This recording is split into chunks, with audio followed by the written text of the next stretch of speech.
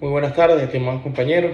Mi nombre es Brian Javier González Collins y en esta oportunidad voy a hablarles un poco sobre las nociones básicas del derecho del mar. También tenemos que entender que hay una diferencia notable entre lo que es el derecho del mar y el derecho marítimo. La recepción del derecho internacional marítimo como una extensión amplia y compleja del derecho internacional público, que es la materia que estamos viendo en este momento, comprenden distintas disciplinas del derecho del mar, que es un objeto más amplio. En el derecho marítimo y el derecho a la navegación existen consensos que debemos considerar. Es esa parte del derecho internacional marítimo, cual se comporta como una extensión exclusiva y compleja del derecho internacional público, que engloba y se ramifica a su vez en las distintas vertientes disciplinarias entre las que se destacan el derecho del mar. El derecho marítimo y el derecho a la navegación marítima o simplemente la navegación suele ser de una importante concurrencia o una importante frecuencia que se llega a confundir entre sí. Y esto ha sido parte de una contribución en alguna medida de los diferentes enfoques y el tratamiento que le dan los propios autores pro marítimos, ¿correcto? Principalmente la marina propiamente dicha, es decir, a la explotación de los recursos naturales que se encuentran en el mar. El trato del derecho internacional marítimo hace referencia a una rama del derecho internacional público que regula los espacios marítimos y la actividad marina, es decir, que engloba un punto de inflexión entre lo que es el comercio desde el punto de vista privado y el mar, un punto de inflexión dinámico y autónomo del derecho internacional público referente a los espacios geográficos. Las convenciones de Ginebra en el derecho del mar de fecha 1958 es el segundo punto que vamos a estar tratando, ¿no? Y pues tiene fecha el 29 de abril del año ya mencionado. En esta conferencia se aprobaron 4 convenciones distintas que se abrieron a una firma posteriori que ocurriría el 31 de octubre de 1958.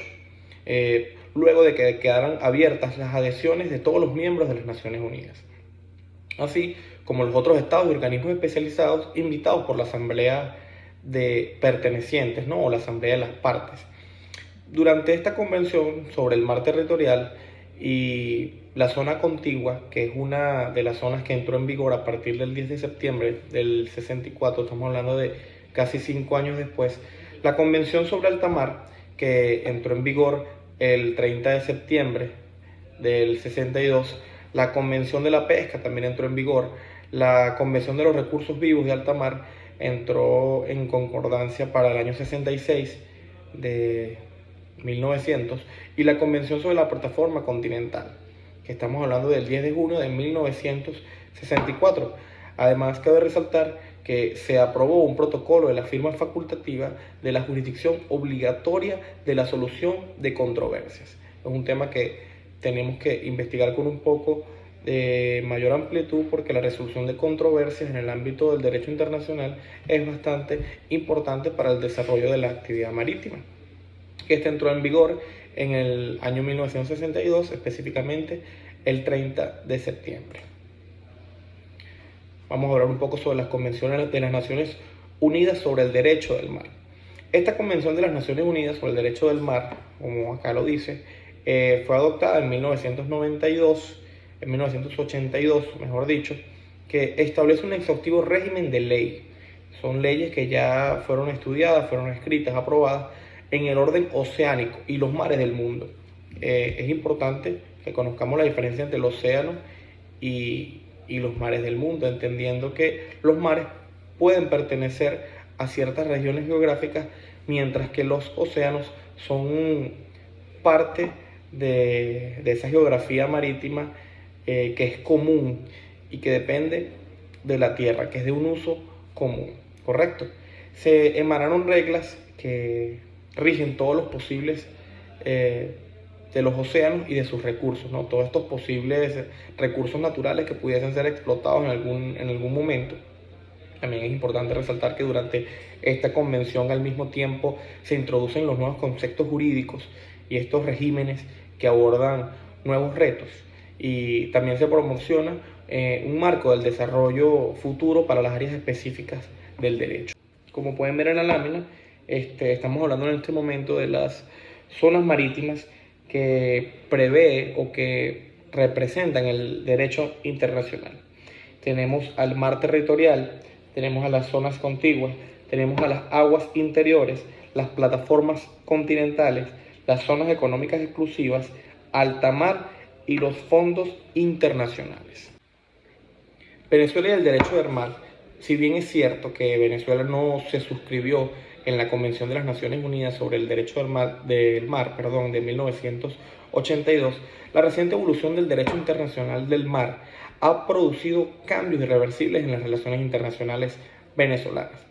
Esta evolución se dio inicio a mediados de los años 60 y culminó por ahí en 1982, para ser un poco más exactos, con la adopción de la Convención de las Naciones Unidas sobre los Derechos del Mar. Se realizó con la decidida participación de Venezuela. Adicionalmente, Venezuela estaría obligada por todas aquellas disposiciones de la Convención a representarse con la costumbre internacional, evidencia de la práctica general de los estados y aceptada como derecho.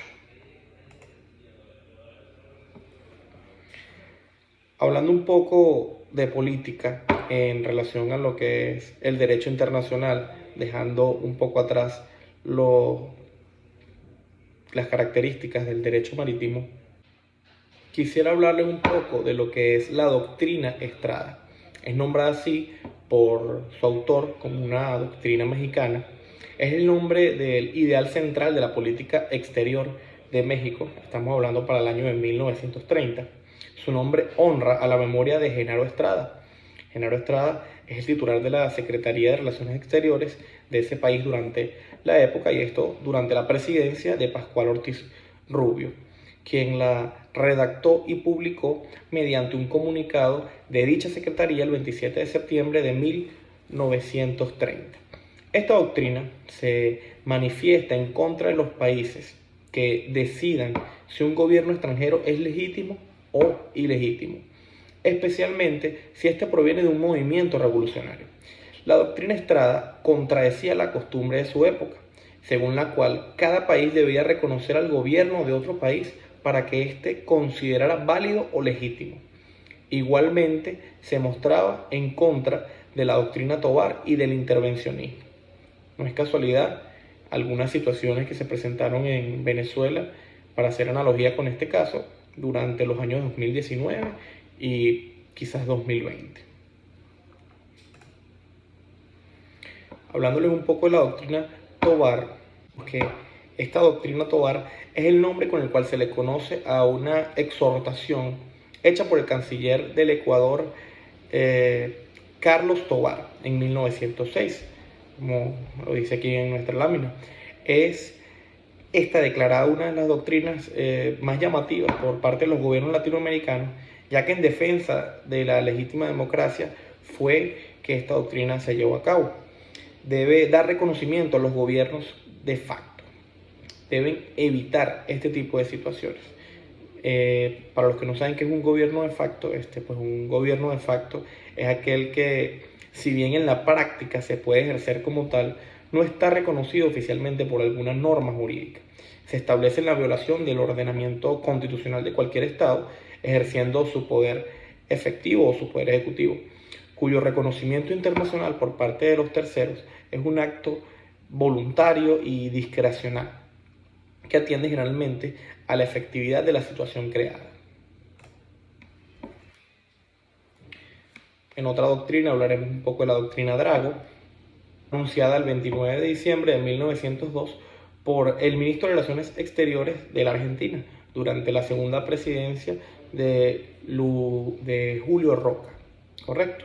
Luis María Drago es el autor de esta doctrina, quien en respuesta a una renuncia de los Estados Unidos ejecutaron la doctrina Monroe durante el bloqueo naval contra Venezuela. Esta doctrina jurídica establece que ningún Estado extranjero puede a la fuerza contra una nación americana cobrar alguna deuda financiera. Es más que todo lo que está hablando. No se puede ir a por las armas si hay alguna deuda financiera o algún interpase jurídico. Esta doctrina provino en las ideas de Carlos Calvo. En el derecho internacional teórico y práctico de la Europa y América, la doctrina Calvo proponía prohibir la intervención diplomática cuando hubieran pleitos entre las partes o entre los distintos países, hasta que no estuvieran agotados los recursos locales. Bueno, profesora, muchísimas gracias por su atención. Estimados compañeros, espero que les haya gustado mi intervención en este momento. Espero que tengan muy buenas tardes. Muchas gracias.